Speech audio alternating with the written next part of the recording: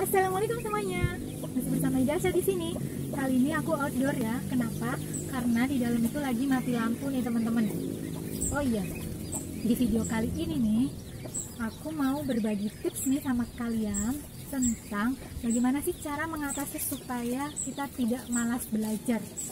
Kenapa aku bikin tips ini? Karena dalam beberapa waktu terakhir ini kan kita itu, terutama yang anak sekolah, anak kuliahan itu belajarnya dari rumah dan pasti banyak tugas dan itu akan membosankan. Nah, disinilah aku mau berbagi tips supaya kalian itu tidak cepat bosan saat belajar, tidak cepat jenuh dan tetap semangat pastinya. Oke, apa saja tips-tipsnya dari aku? Langsung aja kita, let's go!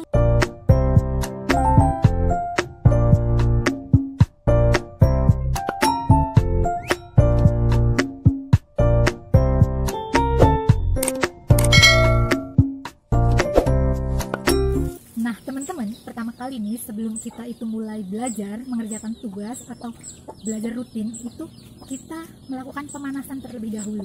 Contohnya itu seperti melakukan gerakan-gerakan ringan, stretching gitu, kayak gini gitu ya.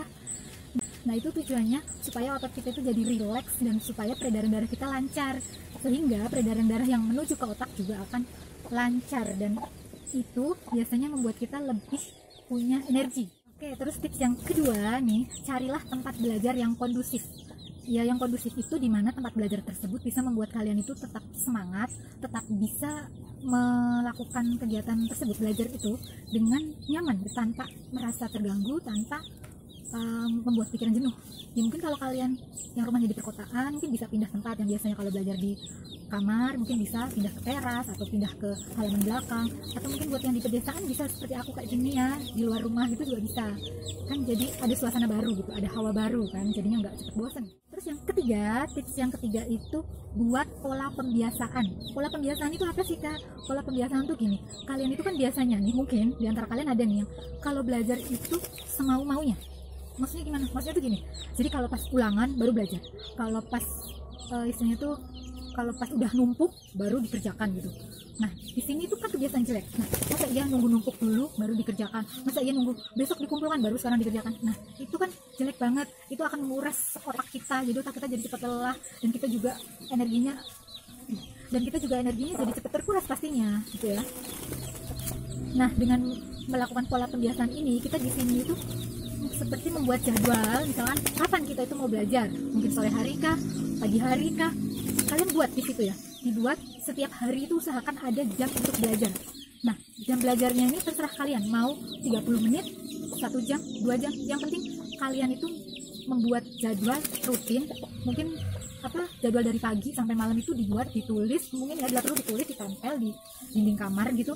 Nah dan dari jadwal tersebut ada jam untuk belajar. Nah saat belajar itulah saatnya kalian mengerjakan tugas, dan ketika nggak ada tugas pun kalian bisa belajar dengan membaca atau apa, yang penting itu kan bisa menambah wawasan kita, bisa menambah isi otak kita gitu ya, tentunya yang positif. Nah yang penting lagi adalah kalian komitmen dengan jadwal yang sudah dibuat. Jadi percuma dong udah bikin jadwal rapi, udah bikin jadwal penuh dari pagi sampai malam, tapi kalian mengerjakannya hanya seminggu pertama aja atau hanya 2 hari pertama aja, setelah itu enggak. Jadi harus memegang teguh komitmen ya. Terus yang keempat ini adalah jangan menunda.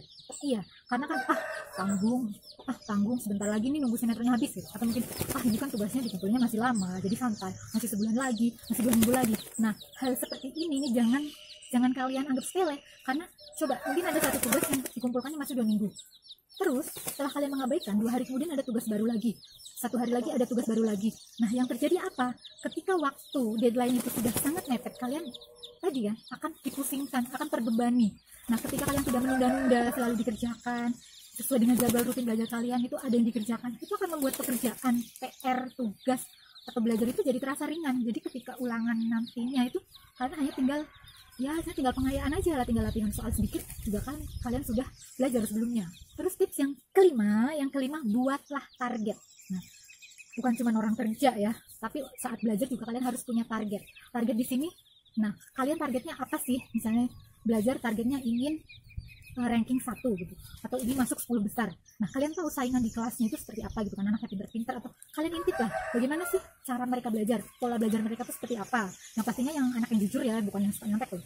Nah kalian lihat oh dia belajarnya seperti itu, bisa dapat nilai begitu. Berarti kalau kita ingin menyaingi dia, kita harus belajar atau mempunyai pola belajar ya paling nggak sama lah sama dia, syukur-syukur lebih bagus daripada dia, lebih rajin daripada dia.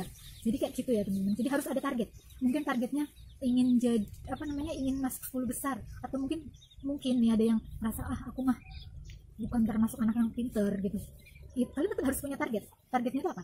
Nilai kalian lebih bagus lagi. Karena apa? Itu kan bisa membahagiakan orang tua. Coba deh tanya, orang tua itu pasti senang kan kalau setiap semester itu nilai kalian itu lebih baik lagi dari sebelumnya. Itu pasti orang tua sangat bangga dengan kalian gitu. Nggak harus mendapatkan ranking 1, tapi yang mereka inginkan itu kalian itu ada progres ke arah yang lebih baik gitu ya. Syukur-syukur bisa akhirnya sampai ke tangga yang paling puncak. Itu pasti mereka akan sangat terharu deh sama kalian. Terus yang keenam nih, apabila semuanya sudah dilakukan, target juga sudah ada, kadang kan itu rasa malas itu suka muncul tiba-tiba, suka ya punya datang begitu aja. Ini tipsnya adalah lawan rasa malas itu. Dengan cara apa? Dengan cara memotivasi diri sendiri. Nah, kalian itu selain punya target juga harus punya motivasi. Apa yang membuat kalian termotivasi untuk menjadi lebih baik? Pasti kan ada gitu. Entah mungkin orang tua gitu, ingin membahagiakan orang tua, entah mungkin ingin meraih beasiswa, karena salah satu syarat beasiswa itu harus nilainya segini gitu, sedangkan kalian nilainya masih di bawah itu. Jadi kan tetap harus ada target juga kan, dan kalian harus memotivasi diri sendiri bahwa aku bisa, aku pasti bisa. Nah, ketika rasa malas itu tiba-tiba datang, kalian harus gini, pergi kamu malas gitu, aku bisa, aku rajin, aku nggak malas, ayo, kadang kan gitu. Jadi dorong terus supaya rasa malas itu akhirnya hilang dengan sendirinya. Dan biasanya nih, kalau kita suka memotivasi diri kita sendiri, ketika rasa malas itu datang, itu dengan serta-merta itu kita akan teringat oleh target kita apa, mimpi kita apa, gitu kan. Nah, kita munculkan lagi. Makanya bila perlu nih, itu kayak target, impian gitu nggak apa-apa ditulis gitu ya di sebuah note atau mungkin di sebuah papan kecil ditempelin di tembok. Tujuannya apa sih memasang kayak mungkin impian-impian kita atau target kita di tembok? Itu tujuannya adalah supaya ketika kita belajar di kamar gitu, terus tiba-tiba rasa malas itu muncul, kita noleh gitu kan ke dinding. Di situ kita paling terbuka kembali. Oh iya, aku kan punya target itu. Oh iya, aku kan punya mimpi itu. Jadi ayo dong semangat, ayo dong rajin muncul lagi. Terus ini tips yang terakhir nih dari aku, tips yang ketujuh, yaitu beri hadiah pada diri sendiri. Maksudnya gimana? Maksudnya gini, kita kan belajar juga lelah ya, capek gitu. Nah, itu beri hadiah untuk diri kita sendiri.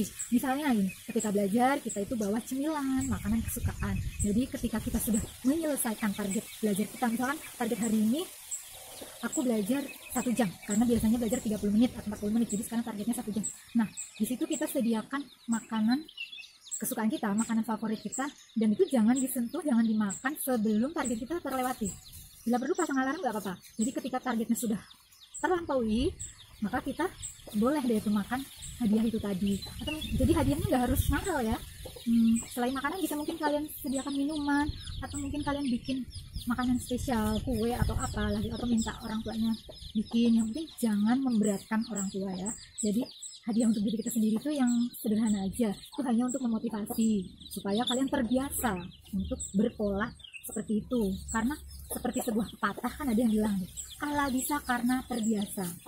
Jadi segala sesuatu itu bisa kita lakukan, itu semua kalau kita terbiasa melakukannya. Nah, supaya kita terbiasa, jadi kita harus melakukannya pelan-pelan, step by step, dan yang pasti harus memegang teguh komitmen.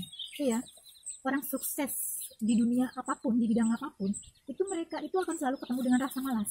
Tapi coba tanya sama mereka gitu, bagaimana cara mereka mengatasi rasa malas gitu, bagaimana cara mereka melampaui masalah kendala yang mereka hadapi. Oke teman-teman, itu tadi tips-tips dari aku, semoga bisa membantu buat kalian yang sedang mengalami kejenuhan atau sedang ditimpa rasa malas saat belajar, padahal tugasnya masih numpuk gitu ya. Nah, mohon maaf banget di video kali ini tuh aku ada di luar karena dari tadi tuh mati lampu, mati listrik, itu nggak nyala-nyala aja. Padahal aku udah nyiapin materinya nih buat tips-tipsnya, udah dandan juga, jadinya kan ya udahlah di luar aja.